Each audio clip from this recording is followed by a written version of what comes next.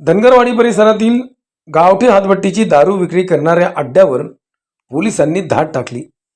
या धाडीत 8,200 रुपये किमतीचे एकूण 80 लिटर हातभट्टीची दारू जप्त केली, अशी माहिती नारायणगाव पोलिसांचे सहाय्यक पोलीस निरीक्षक महादेव शेलार यांनी झंझावात न्यूजला दिली।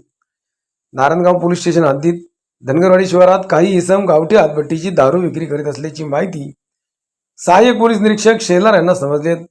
सदर माहितीच्या अनुषंगाने आज बुधवार दिनांक 3 जुलै रोजी सकाळी 10च्या सुमारास सहाय्यक पोलीस निरीक्षक शेलार यांच्या मार्गदर्शनाखाली पोलीस उपनिरीक्षक सनील धनवे, पोलीस शिपाई दत्ता ढेंबरे, पोलीस शिपाई शुभांगी दरवडे, पोलीस शिपाई गोरक्ष आसे यांच्या पथकाने दारू विक्री करीत असलेल्या ठिकाणी छापा टाकला।